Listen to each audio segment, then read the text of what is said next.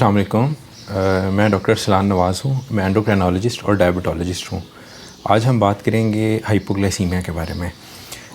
आप लोगों ने डायबिटीज़, हाइपरग्लाइसीमिया, शुगर का ज़्यादा होना, ये सारी चीज़ें तो हम बहुत ज़्यादा सुनते रहते हैं, लेकिन इससे रिलेटेड एक चीज़ है हाइपोग्लाइसीमिया, यानी कि शुगर का कम हो जाना। इसका तज़किरा बहुत कम होता है।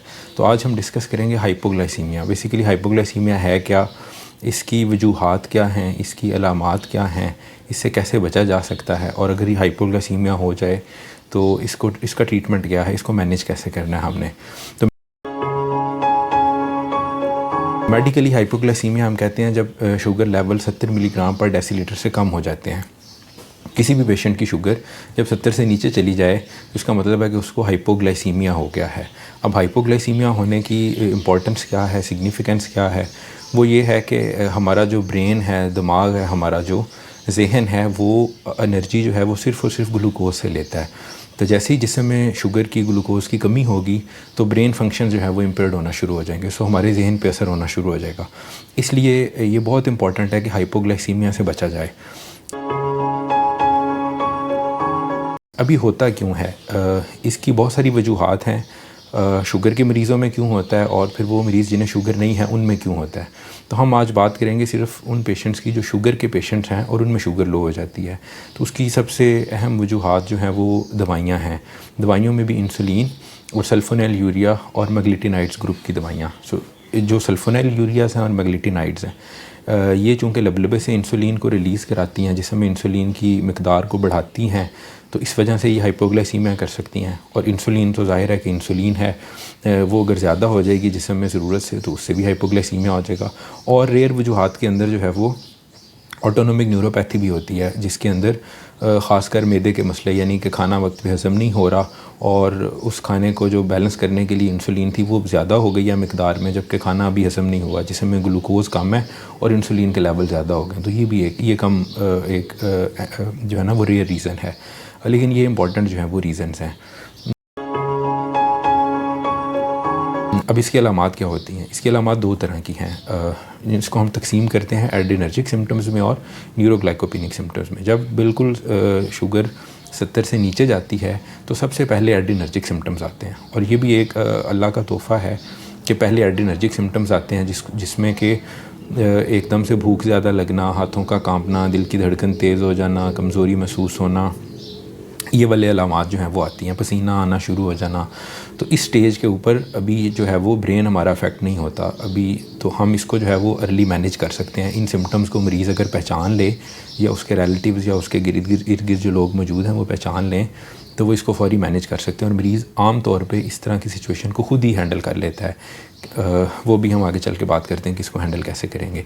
अच्छा, लेकिन अगर शुगर 55 मिलीग्राम पर डेसीलीटर से कम हो जाए तो फिर न्यूरोग्लाइकोपिनिक सिम्टम्स आते हैं, यानी कि हमारा ब्रेन फंक्शन जो है वो इम्पेयर्ड होना शुरू हो जाते हैं। उसके अंदर फिर गनूदगी हो सकती है, ब्लरिंग ऑफ विजन, नज़र आने में मसला, धुंधला नज़र आ सकता है, और अगर बहुत ज़्यादा सीवियर हो जाए तो बेहोशी हो सकती है, झटके लग सकते हैं, फिट्स हो सकते हैं। तो इन सारी चीज़ों से जो है वो ये फिर जो है वो रिस्की कंडीशन हो जाए। और हर वो हाइपोग्लाइसीमिया जिसके अंदर मरीज़ अपने आप को, अपनी कंडीशन को ख़ुद से हैंडल ना कर सके, उसको डॉक्टर की या किसी की हेल्प की ज़रूरत पड़े, तो इसको कहते हैं सीवियर हाइपोग्लाइसीमिया। और सीवियर हाइपोग्लाइसीमिया जो है वो आमतौर पर न्यूरोग्लाइकोपिनिक सिम्टम्स के साथ ही होता है। इसमें लेकिन एक अहम चीज़ ये है कि कुछ लोग होते हैं जिनकी शुगर बार बार लो हो रही होती, तो उनके अंदर ये जो पहली फ़ेज़ है एड्रेनर्जिक सिम्टम्स की, यानी ख़त्म हो जाती है, तो उनमें डायरेक्ट न्यूरोग्लाइकोपिनिक सिम्टम्स आते हैं। इसको हम कहते हैं हाइपोग्लाइसीमिया अनअवेयरनेस। ये एक ज़्यादा ख़तरनाक कंडीशन है कि एड्रेनर्जिक सिम्टम्स वाली जो फ़ेज़ है ये मरीज़ में नहीं आती, उसे महसूस ही नहीं होता कि शुगर लो हो रही है, और डायरेक्ट न्यूरोग्लाइकोपिनिक सिम्टम्स आते हैं, यानी कि डायरेक्ट ब्रेन पर जो है वो अफेक्ट होता है।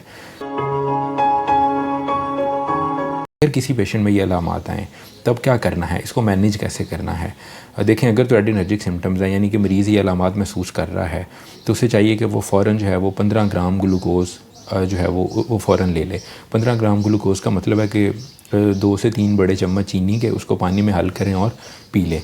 या ये कि 1 कप आप मीठा जूस या 1 कप मीठी कोल्ड ड्रिंक, डाइट वाली नहीं मीठी, सो वो आप ले सकते हैं। या 6 से 7 कैंडीज़, अगर आप सफ़र में हैं तो कैंडीज़ पास रखें, या बेशक जो है ना वही 2 से 3 चम्मच चीनी एक पैकेट में बना के जो है ना हमेशा हर शुगर का मरीज़ अपने पास रखे। अच्छा, लेकिन अगर न्यूरोग्लाइकोपेनिक सिम्टम्स होंगे तो उसके अंदर जो है वो मोस्ट ऑफ़ द टाइम अस्पताल जाने की ज़रूरत पड़ेगी। उसमें फिर इंजेक्शन के थ्रू, आईवी लाइन के थ्रू जो है वो ग्लूकोज पेशेंट को लगाया जाएगा। तो इसमें जो है वो पेशेंट को भी मालूम हो और उसके रिलेटिव्स को, या जहाँ वो काम करते हैं या जॉब करते हैं वहाँ पे किसी ना किसी को ज़रूर पता हो कि ये पेशेंट डायबिटिक हैं और इनकी जो है वो शुगर लो हो सकती है, ताकि अगर इस तरह की सिचुएशन हो तो वो इसको टाइमली मैनेज कर सकें। क्योंकि अगर हम इसको टाइमली मैनेज नहीं करेंगे तो हमारे ब्रेन पे परमानेंट जो है वो इसके इफ़ेक्ट जो है वो हो सकते हैं। अच्छा, इससे बचना कैसे है? देखें, जो लोग इंसुलिन लगा रहे हैं ना, उनके अंदर तो ज़्यादातर वजह शुगर लो होने की ये होती है कि इंसुलिन का और खाने का मिसमैच हो जाता है। यानी कि इंसुलिन की जो डोज सेट है वो एक ख़ास खाने की अमाउंट के मुताबिक सेट की गई होती है। तो अगर उससे कम खाना खाएंगे किसी दिन, इंसुलिन की वही डोज़ लगाएंगे तो भी शुगर लो हो जाएगी। दूसरा ये है कि खाना भी उसी तरह खाया, इंसुलिन भी उसी तरह लगाई, लेकिन उस दिन एक्सरसाइज ज़्यादा कर ली जो रूटीन नहीं थी, तो फिर भी शुगर लो हो जाएगी।